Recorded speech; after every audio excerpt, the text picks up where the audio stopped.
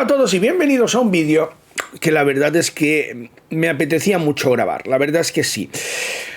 Porque entre la mucha gente que escribís habitualmente en la web, la verdad es que es un orgullo para mí la cantidad inmensa de gente que escribe en la web, y eso que lamentablemente hemos roto el sistema de registro, que estamos intentando arreglarlo para que mucha más gente que nos manda correos pues pidiéndonos, reclamándonos poder entrar, lo estamos intentando y de verdad que esperamos poder solucionarlo pronto. Pero de entre la mucha gente que escribe en la web, son ya muchos años, hay una persona a la que tuve el placer de conocer hace poquitas semanas. Es alguien que seguro que cuando os diga el nombre todos lo conoceréis.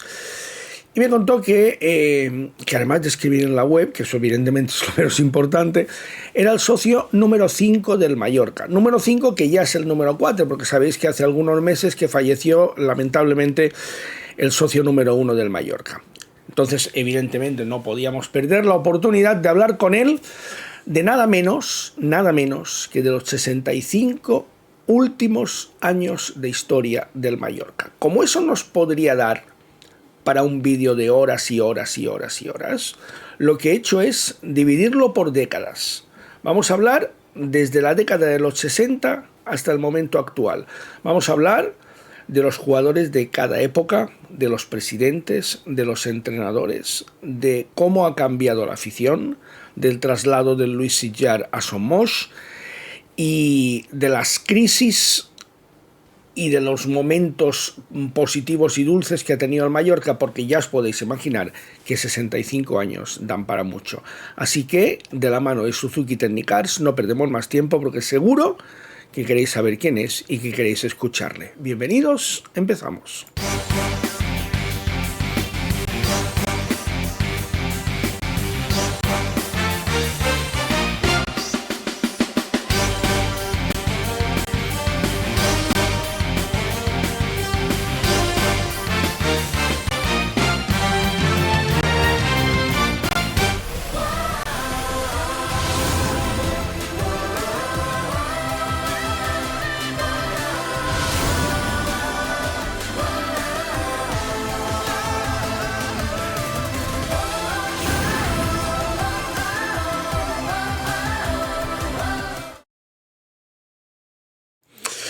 Y para mí es un verdadero placer saludar a Pedro Juan Klein. Si os digo Pedro Juan Klein, seguramente no sabréis quién es, pero si os digo, si os menciono el apodo de Sentiment, seguramente sí que ya os sonará un poquito más.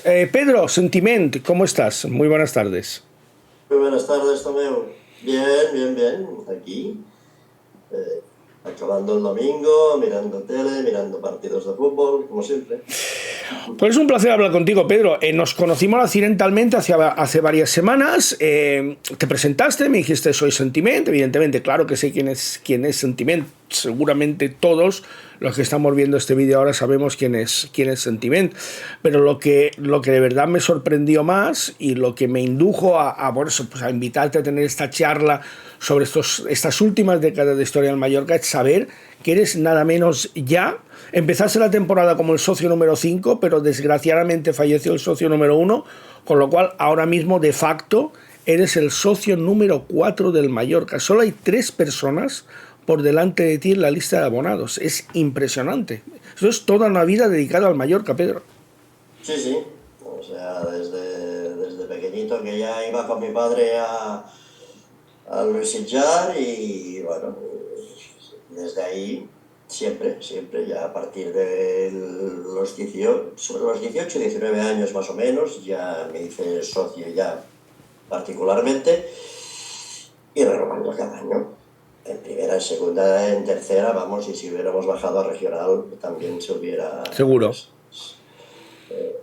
Vamos. Sangre coja por las venas. Tú has visto al Mallorca en primera. Bueno, vamos a empezar. ¿Cuál es tu primer recuerdo, el primer partido, el primer jugador, el primer entrenador? ¿Cuál es el primer recuerdo que conservas del Mallorca? El primer ascenso. Yo era un niño, era muy joven y tengo imágenes recuerdos así y vacíos, ¿no? Pero a partir del ascenso, del partido en el campo del Levante, que fue el partido del ascenso, y la recepción que se hizo en Palma, en el muelle, y todo aquel bacardú que se armó llevando a los jugadores hasta corta, hombros, recuerdo tumulto, griterío y todo eso, pero bueno, ya a partir de ahí, ya en primera división, porque ese año en segunda vi pocos partidos, pero ya a partir de ahí ya vamos cada domingo al campo. No, aquel equipo, el equipo titular de aquel tiempo está grabado, o sea, Zamora, Arqué, Bolao, Como, Forteza, Currucale, Mir, Villamide, La Guardia, Oviedo y Foca. Pues vamos a tomar como punto de partida para esta historia que, insisto, nos va a llevar a través de 65 años, desde 1960 hasta la actualidad. 1960 es un año muy importante para el deporte mundial, porque ese es el año en el que la Olimpiada se disputa en Roma. Por eso la liga aunque evidentemente de hecho España ganó una medalla creo que de bronce en aquellos Juegos Olímpicos de Roma, pero por los Juegos Olímpicos en la liga se adelanta un poquito el final. De hecho, el partido de Vallejo, el partido en el que sube el Mallorca en el campo de Levante, se disputa el mes de abril de 1960. En esos Juegos Olímpicos de Roma, que son los primeros que vuelven a Roma después de que un emperador español llamado Teodosio fulminara los Juegos Olímpicos que se disputaban en Grecia y en Roma también. Fueron los primeros que volvieron a Roma. Fueron los Juegos Olímpicos en los que debutó Cassius Clay, ganó su primera medalla de oro y lo primero que hizo fue arrojarla a las aguas del río Tíber por protesta por la discriminación por la discriminación racial de aquella época. Así que nos centramos en 1960 y aquí está, ese es el Mallorca del que me hablas, Pedro. El Mallorca de Zamora, de Bolao, de Doro, de Forteza, de Guillamón, de Soca.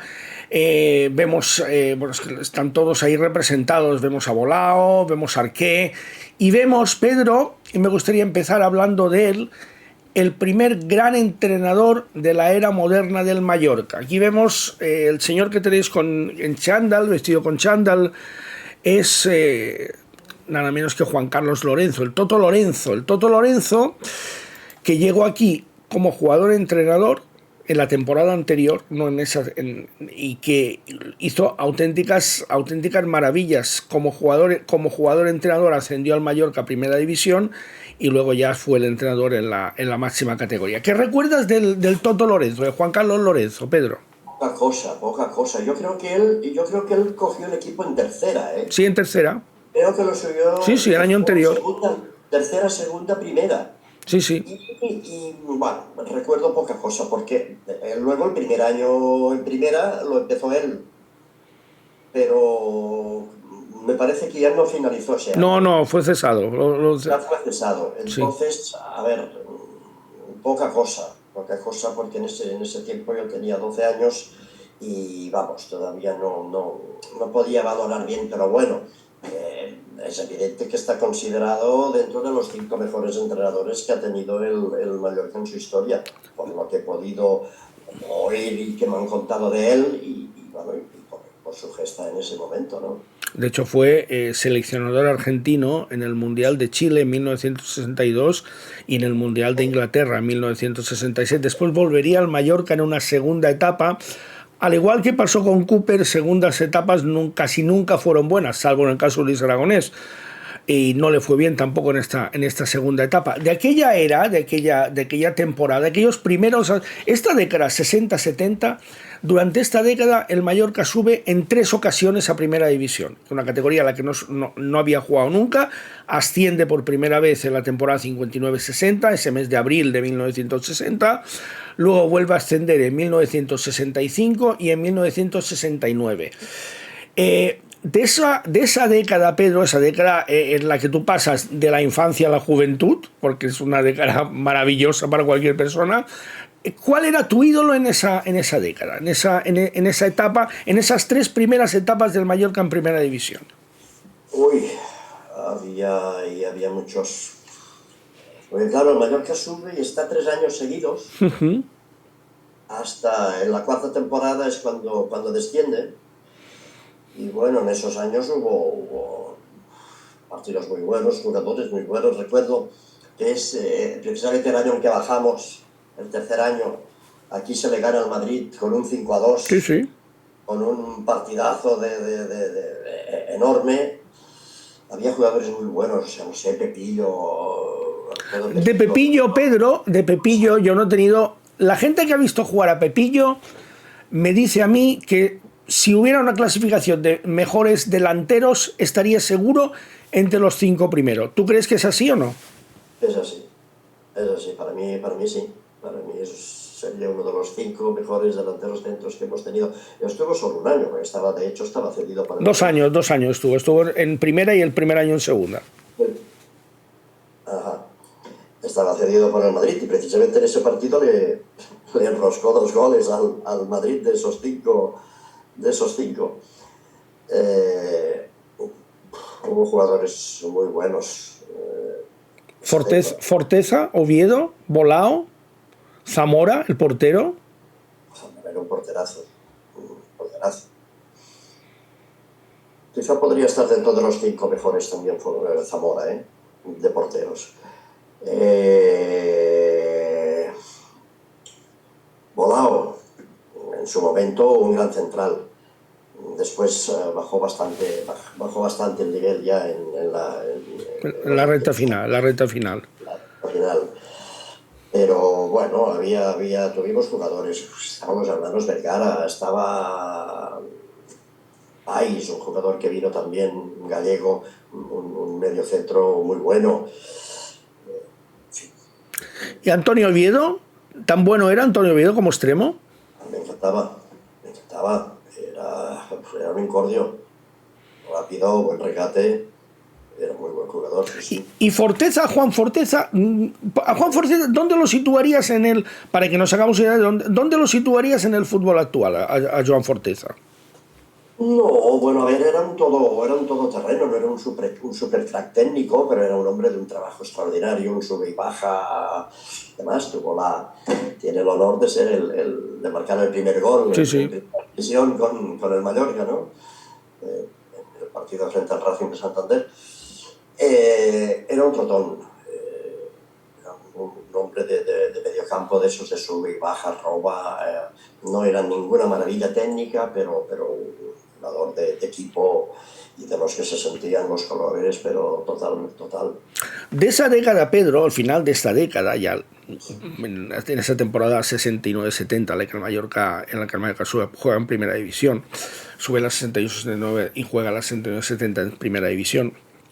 Había otro delantero del que también me hablaban maravillas, que era Ernesto Domínguez, que era un delantero técnicamente muy bueno. Decidió dejar el fútbol, para que veáis cómo ha cambiado el fútbol. Ernesto Domínguez deja el fútbol profesional para dedicarse a trabajar en un banco, porque el trabajo en el banco le garantizaba pues un futuro mucho más estable que lo que pudiera ser el fútbol, cuando era, me dicen también, de los mejores atacantes que ha tenido el Mallorca nunca. Después de todo, el mejor. ¿Por encima de Pepillo?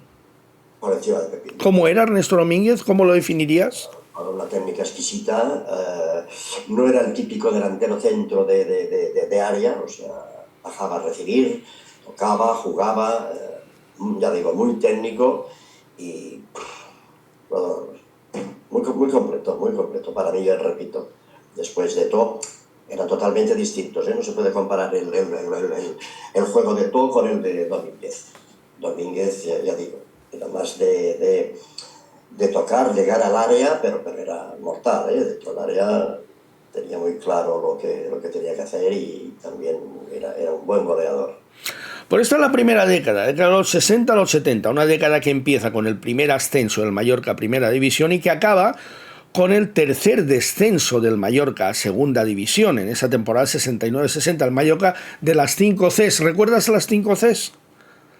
Canario, Cano, Cáceres, Conesa y Camps. Efectivamente, el Mallorca de las 5 Cs. El Mallorca de las 5 Cs no puede evitar el descenso a segunda división y vamos a entrar en el que yo creo que es, aquí está, la década más oscura de la historia del Mallorca, yo creo que sin ninguna discusión. Una década que afortunadamente, porque siempre sucede algo así en el Mallorca, afortunadamente se acabó viendo la luz y lo que había empezado pues como un auténtico desastre, lo que hablaremos ahora, acabó con un resurgimiento que se plasma en esta imagen. Esta imagen es de la temporada 79-80 con el Mallorca en tercera división, con el renacimiento de las peñas.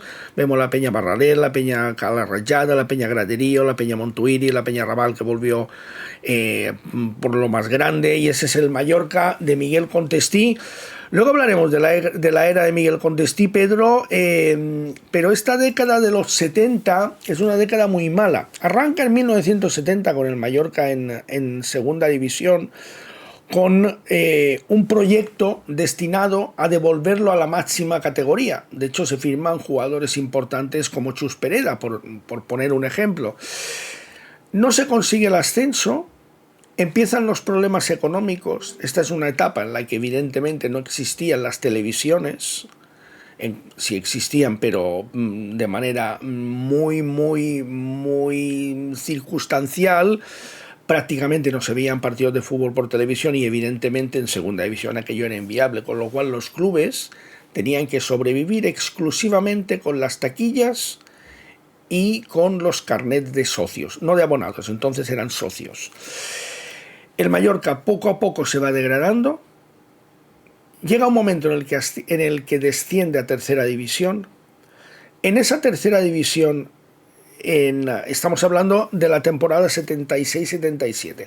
En esa tercera división se produce un hecho que es muy importante para la historia del Mallorca. Mallorca, insisto, que ya iba degradándose.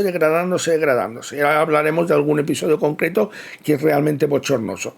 Se reestructura el fútbol español, se implanta la segunda división B, 2 grupos de segunda división B, pero se decide que el campeón en tercera división de aquella temporada asciende directamente a segunda A. Y el Mallorca es líder hasta el último partido. Hasta el último. Pierde el último partido ante el Nàstic de Tarragona, quiero recordar. Mallorca se ve abocado a jugar en segunda B con el Atlético Baleares.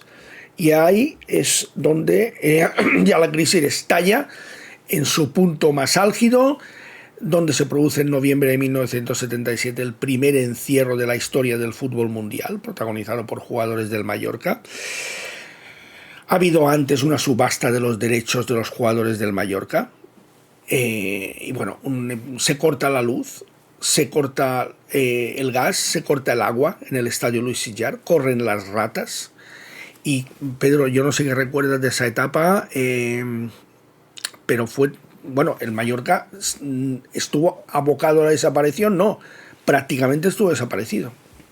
Sí. O sea, si no llega a venir Miguel Contestí, desde luego no hubiera desaparecido. Es clarísimo. No había nada, como vulgarmente se dice, no había ni para pintar con cal las rayas del campo. O sea, que recuerdo que Contestí tuvo que hacer... a buscar jugadores, no había nada. Había que militares que venían por aquí. O sea, este hombre hizo un trabajo brutal para lograr que no desapareciera el equipo. ¿Tú que lo viviste en primera persona? Pues yo eso lo he leído. Bueno, yo ya estaba aquí y ya tenía algunos añitos, pero tú eso lo viviste en primera persona. ¿Cómo recuerdas esa degradación paulatina año a año hasta llegar a ese punto de no retorno? Bueno, es una cosa que se iba viendo venir porque había habido toda una serie de presidentes que habían hecho desastres y o sea, no sé, la cosa fue degradándose de una manera más rápida de lo previsto. Afortunadamente, en el momento más oscuro del día es el que precede, es un dicho que me encanta, es el que precede a las primeras luces del alba, los primeros rayos de sol. Y en 1978 aparece Miguel Contestí, que ya había sido directivo del Mallorca en una etapa anterior, y se encarga de sacar a flote al club. Consigue un acuerdo con la Federación Española de Fútbol, que era con Pablo Porta, que era acreedora del Mallorca. Consigue que la federación le preste dinero al Mallorca. Fijaos lo que consigue Miguel Contestí, que tú ahora lo analizas con el paso de los años y es alucinante, porque creo que es un caso único. Bueno, no es un caso único, porque curiosamente el Atlético Baleares es muy listo, el presidente del Atlético Baleares, Jeroni Petro, es muy listo en aquella ocasión, y advirtiendo lo que va a hacer el Mallorca, consigue que la federación adopte con el Atlético Baleares un acuerdo parecido. Pero la federación lo que le concede al Mallorca es, con el aval personal de Miguel Contestí, un crédito. Le deja dinero al Mallorca, la propia Federación Española de Fútbol, para que pueda reflotar el club. Pedro. Sí, así es, así es. Contestí, vamos, puso todo su patrimonio a favor del club.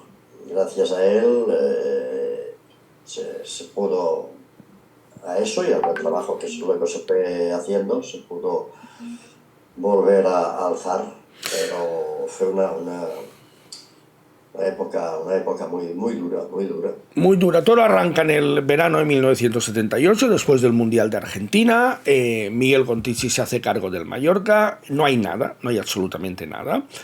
Se tiene que nutrir la plantilla de militares que están cedidos por otros clubes porque están haciendo el servicio militar en la isla. Jugadores de la cantera jovencísimos, de lo poco que quedaba en la cantera jovencísimos. Algunos veteranos como Joan Pereira, que por amor al Mallorca juegan gratis, cuando en aquella época estaba en Estados Unidos jugando. Cuando acabó la Liga de Estados Unidos se incorporó al Mallorca para ayudar. Esa temporada 79-80 el Mallorca la juega en tercera división, en una tercera división nacional, acaba 13º, y todo cambia en la temporada 79-80, que es la temporada a la que corresponde, vamos a verla otra vez, la temporada a la que corresponde esta foto. Aquí está. ¿Te acordarías del nombre de estos jugadores, Pedro? Es difícil esta pregunta, ¿eh? Uy, no veo... ¿No lo ves bien? No veo bien, no veo los jugadores. Pues mira, a ver si me acuerdo yo. El portero es Ramón Reus.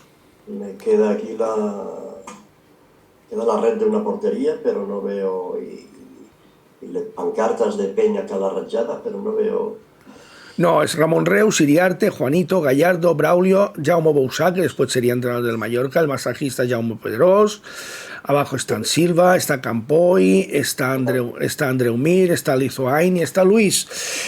Este es el Mallorca, es uno de las alineaciones del Mallorca, porque en la temporada 79-80 se produce otro cambio de reglamentación, y se instaura, desde entonces hasta ahora, que ya fue la primera temporada, se instaura el Grupo Balear de tercera división. Y ese Grupo Balear de tercera división permite el ascenso del campeón a segunda división B. Y el Mallorca empieza la liga muy mal, con una derrota en la Puebla y otra derrota en Santa Margalida ante el Margaritense, que tenía un gran equipo en aquella época. La verdad es que el favorito era el Poblense, que tenía un gran equipo. De aquella época hay jugadores del Poblense que llegan a jugar en primera división, como Mestre, como Franco, como Llabrés.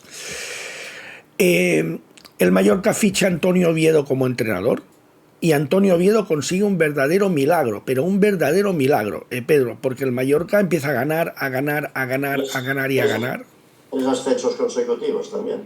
Efectivamente, 2 ascensos consecutivos en este caso, porque el último fue de Lucien Müller a primera división. Pero el Mallorca consigue ganar, y creo que todos recordamos un partido, si yo ya lo viví, un partido histórico. En Jerez. No, en tercera división todavía, el partido ante el Poblense. El partido de tercera división con un lleno total en el Luis Sitjar. El Luis Sitjar, por el que corrían las ratas, yo recuerdo haber ido de jovencito al Luis Sitjar en la temporada anterior, fue la primera en la que yo fui a ver al Mallorca en su estadio. Y recuerdo que iba con unos amigos. Tú recuerdas que había unos palcos descubiertos enladrillados.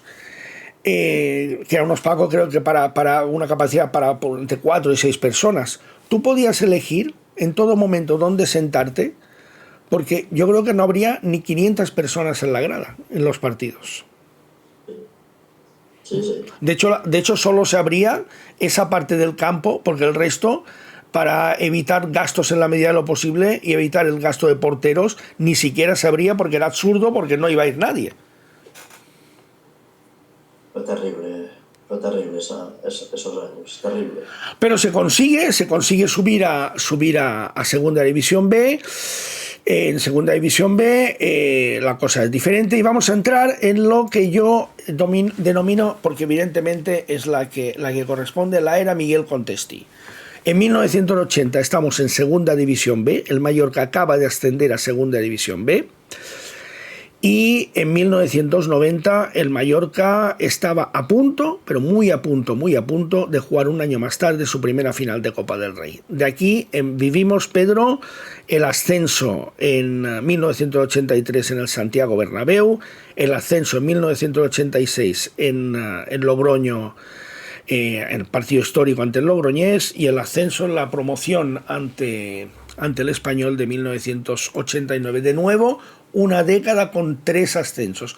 Hacía 13 años desde ese 1970, en el que dejamos la primera píldora, hasta 1983 pasaron 13 años para que el Mallorca volviera a jugar en primera división. Así es, sí, esa década fue muy buena, También pudimos ver jugadores de una calidad extraordinaria. Aquí viendo la foto esta, ya no hablemos del portero, de Zaki, Chano, para mí el mejor lateral derecho de la historia. En fin, jugadores también de un nivel muy bueno. Jugadores y personas, yo tengo mucho contacto aún con algunos de ellos, grandes jugadores y grandes personas como Enrique Magdaleno, como Zaki Badu, como Chano, como Hassan, como Paco Bonet, como Paco Higuera, grandísimos jugadores que llevaron a... Qué pedazo de jugadores, Paco Bonet, madre mía, Paco Bonet, mira, no hemos hablado de Paco Bonet. Paco Bonet, claro, tú has visto también la temporada de Paco Bonet en Segunda B. Los que hemos tenido el privilegio de ver, a mí cuando me preguntan quién es el mejor jugador que has visto nunca en el Mallorca, yo siempre contesto que Paco Bonet. Porque lo que yo le vi hacer a Paco Bonet en aquella temporada en Segunda B, cedido por el Elche, yo no se lo he visto hacer a nadie, absolutamente, ni a Eto'o, absolutamente a nadie. La sensación de superioridad que tenía Paco Bonet con respecto a cualquier otro equipo, parecía que jugaba alevines contra un equipo de Champions. Es que la sensación era esa. O sea, lo de Paco Bonet, yo a Paco Bonet le vi entrar 3 o 4 veces con el balón dentro del solo de la portería, después de driblar a todo el equipo contrario, portero incluido, y meterse él con el balón dentro de la portería. Era algo increíble. El día del Córdoba. Sí. Sí, un jugador extraordinario. Bueno, nos maravillábamos. Que pasó por el Madrid, que la lástima que lo retiraron del fútbol de la manera que lo retiraron. Bueno, luego vino aquí en una segunda etapa, pero ya venía muy tocado de esa final de Copa de Zaragoza, de la entrada de Migueli, cuando jugaba en el Real Madrid, que nunca entendí porque en el Elche, en el Real Madrid, jugaba de central, cuando era un jugador que como centrocampista marcaba casi 20 goles por temporada, lo pusieron de central. Evidentemente no tardó nada en ser internacional, claro, porque era buenísimo, lo pusieras donde lo pusieras. Cuando llegó aquí, llegó ya prácticamente cojo, incluso así, él fue el líder de la defensa de esa temporada 86-87, en la que el Mallorca derrota al Real Madrid 1-0, el famoso gol del Tronquito Magdaleno, y en la que juega el playoff por el título. Sí, efectivamente, fue el único año que hubo playoff. Efectivamente. No me equivoco, ¿verdad? Fue el único año, exacto. Y luego en el playoff quedamos últimos del playoff, que dijéramos. Sí, sexto, sí. Era normal porque el equipo había dado todo lo que podía, no tenía Zaki, porque Zaki se había lesionado y era normal, el equipo ya no podía más, y luego además sufrió un arbitraje calamitoso por parte de Caetano Bueno en el campo del Español, ante el Español de Clemente, en el que expulsaron a 5 jugadores. Una barbaridad, sí, recuerdo el arbitraje. qué bárbaro. Sí, expulsó a Chano, expulsó a... Bueno, sí, 5. Cinco jugadores. Eh, ¿Te parece Zaki el mejor portero de la historia del Mallorca? ¿O te quedas con Roa? Es un debate ahí. Yo me quedo con Zaki. Es con Zaki, pero yo me quedo con Roma. Es un debate abierto. Hay gente que le gusta más Roa, hay gente que le gusta más Zaki. Yo, para mí, Zaki es. Todavía un poco más completo. Roa dominaba. Yo es que porteros que dominasen el área pequeña y las salidas como Roa, yo es que he visto poquísimos. Porque uno de los grandes problemas de los porteros son las salidas. Sí, sí, siempre. No los unos contra unos. Las salidas en córneres y en balones colgados al área pequeña. Que porteros que se hagan los dueños ahí. Roa era en ese aspecto, era tremendo, vamos. Es que como te acercaras a él salías rebotado. Yo para mí sí, yo Zaki, por supuesto, después de Roa, Zaki. Pero me quedo con Roa. Vamos a otra década. Una década muy importante, muy importante. Arranca en 1990. He puesto aquí 1900, está equivocado, lógicamente. Arranca en 1990. En 1991 en Mallorca juega la final de la Copa del Rey ante el Atlético de Madrid. ¿Qué recuerdas de esa final, Pedro? De esa primera final. Fue el primer gran éxito, el primer gran alboronazo a nivel nacional del Mallorca. Vernos en una final de Copa fue algo impensable. El equipo que teníamos impensable, pero bueno, se logró llegar ahí, luego nos hacen jugar en Madrid y bueno, demasiado se hizo. Se llegó a una prórroga y todavía ahí un balón que Zaki tenía que haber agarrado y se le fue. Nos costó el gol, pero bueno. Es una lástima aquella final de Copa, porque no sé si recuerdas que los cuartos de final y la semifinal se jugaron después de la Liga, al acabar la Liga, algo inédito porque no ha vuelto a pasar nunca más. Se jugaron después, el Mallorca eliminó al Valencia, eliminó al Sporting de Gijón, y entre la eliminación del Sporting de Gijón en semifinales y la final, yo creo que no llegaron a pasar ni 2 semanas. Entonces, no hubo tiempo ni de organizar el viaje, ni de saborear todo lo que significaba una final de Copa. Luego, como dices tú, al Mallorca se le obligó a jugar en el Santiago Bernabéu, en la ciudad de uno de los 2 equipos finalistas. Fue una pena, la verdad es que fue una pena todo lo que envolvió, todo lo que rodeó esta final de Copa del Rey, porque la sensación que tengo yo, que la recuerdo todavía, es que se nos escapó entre las manos, que ni siquiera pudimos disfrutarla. Eso sí, eso sí. No hubo ni tampoco tiempo para que la gente pudiera desplazarse, es que prácticamente no se desplazó nadie esa final. Poca gente, porque además era un viaje muy caro, había muy... Ya a las otras, pero sí, ahí, esa época era... Y lo que tú dices, o sea, que se hizo todo tan rápido que no dio tiempo a nada. A nada. Y un año después sucede algo, el Mallorca baja a segunda división, en la temporada 91-92, antes de la Olimpiada de Barcelona. Y ahí empieza otra etapa mala para el Mallorca, pero hay algo, Pedro, hay algo fundamental para entender la historia actual del Mallorca, que es en 1992 la ley de sociedades anónimas deportivas, que obliga a los clubes, no a todos, porque el Consejo Superior de Deportes eximió a Real Madrid y Barcelona, qué raro, a Osasuna y al Athletic de Bilbao, pero el resto tuvieron que convertirse en sociedades anónimas deportivas. Ahí acaba la era de Miguel Contestí, que había presentado su dimisión en diciembre de 1990. Arranca la era de Dalmau, la era de Gabriel Barceló, de Taufol Pizarro y la conversión del Mallorca en sociedad anónima deportiva.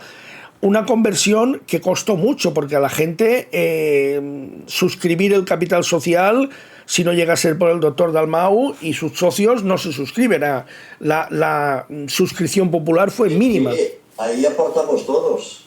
Se pidió colaboración a todos los socios y vamos, todo el mundo colaboró con acciones y al final se logró, o sea, no recuerdo bien, pero una cantidad que permitió poder poder convertirse en sociedad anónima, ¿no? Gracias al doctor Dalmau, a Gabriel Barceló y a Tofol Pizá y al esfuerzo que hicieron para suscribir ese capital social con el que el Mallorca se convirtió en sociedad anónima. El equipo está a punto de ascender en la primera temporada, no lo consigue, y como sucede cuando no se consigue un ascenso a la primera, ahí vuelve a empezar una degradación que tenía muy mala pinta de nuevo, Pedro, tenía muy mala pinta aquella degradación, y afortunadamente en el verano de 1995 surge algo inesperado, y es la llegada de Bartolomé Beltrán y del Grupo Z. Así es, fue una gran suerte la llegada del Grupo Z, porque vamos, o sea, todo lo que se pudo conseguir fue gracias a la colaboración de esta gente, a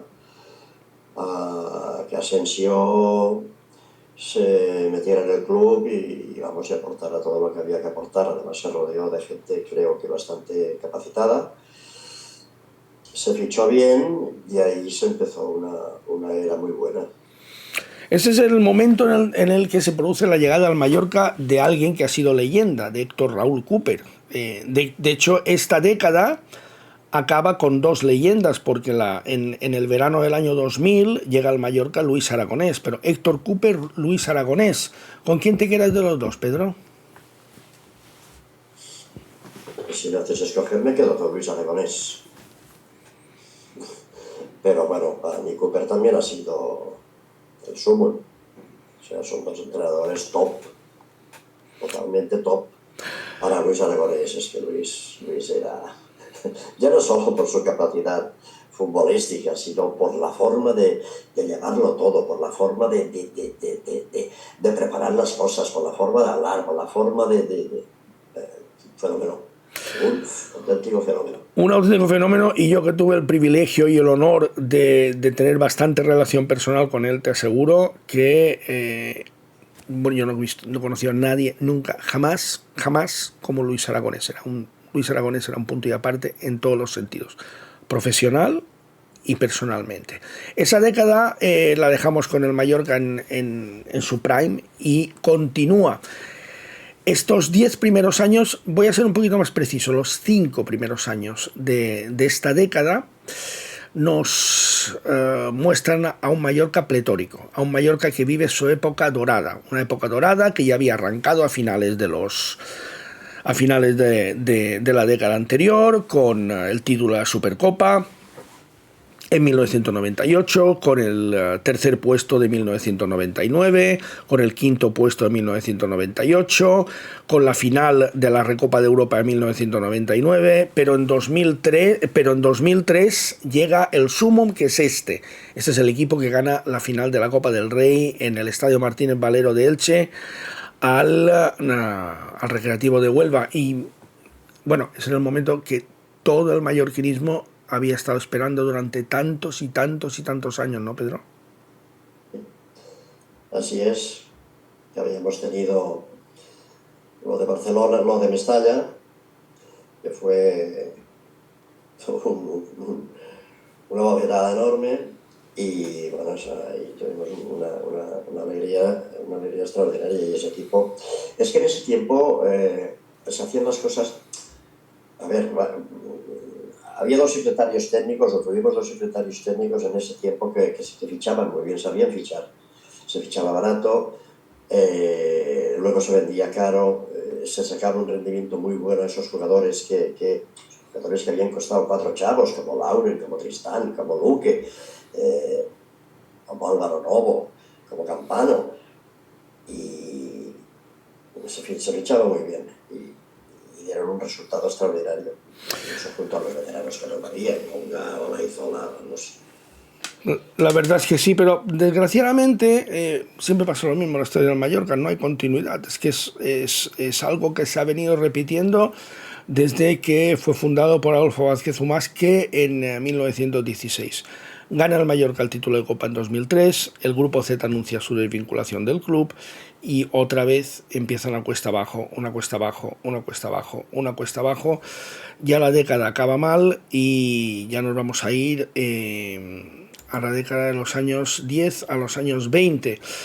una década que empieza en primera división, acaba de nuevo en primera división, porque en 2020 el Mallorca, es el año de la pandemia, el Mallorca está en primera división, con lo cual empieza y acaba en la máxima categoría, pero el problema es lo que viene en medio, el descenso de 2013 y lamentablemente luego el tremendo descenso de 2017 a segunda división. De nuevo volvemos a tener otra crisis muy grave, pero muy grave en la historia del Mallorca. Crisis que yo creo que llegó... Mira, Pedro, yo, si hay algo que de verdad, yo que la historia del Mallorca la he estudiado y la he escrito bastantes veces, yo si hay algo que me produce verdadera vergüenza cuando yo tengo que escribir la historia del Mallorca, Pedro, es tener que escribir que el presidente del Mallorca, presidente no, el máximo accionista del Mallorca durante el centenario fue un individuo llamado Urs Classen. Eso de verdad que a mí me causa vergüenza ajena. Pero ¿qué karma tiene el Mallorca para que para siempre en su historia el máximo accionista del centenario sea este sujeto, sea Urs Classen? Coincidió así. Era una persona que estaba ahí en ese momento y bueno, no había otro remedio. Pero sí, es una lástima tener que leerlo así, esto. Es tremendo. Y entramos ya en la última etapa, 2020-2025, quinta temporada consecutiva en Primera División, es donde estamos ahora. Es el segundo registro de mayor longevidad, fueron los 16 años anteriores, desde 1997 hasta 2013. Ahora vamos ya por 5 temporadas consecutivas en Primera División. El equipo despide el año a 3 puntos de la zona de descenso, con lo cual hay un pequeñito colchón. Y mi última pregunta, Pedro, ¿cómo ves la temporada actual y qué sensaciones da el equipo? Bueno, hemos de tocar madera, porque es que yo me pensaba que yo después de 16 años ya seguidos en Primera División, yo, vamos, no podía pensar de ninguna manera volverme a ver por segunda vez. Y pasó. O sea que hay que ir con muchísimo cuidado. Llevamos 5, pero hay que hacer las cosas muy bien hechas porque el fútbol es muy complicado, muy complicado. ¿Que cómo lo veo? Yo no sé, yo creo que esta plantilla que tenemos, por supuesto, no está dentro de las 3 peores de Primera División. No. Ni de mucho. Ni de mucho. Ni de mucho. Pero, ¿por qué no rinde al nivel que debería rendir? Porque si tú miras los nombres de los jugadores, es una plantilla para no estar haciendo el fútbol que está haciendo, ni para estar clasificada de la forma que está clasificada. Creo que debería dar más de sí. ¿Por qué no lo da? No lo sé. No me lo hagas decir. Pienso, yo mi forma de verlo, pienso que quizá esté un poco desequilibrada.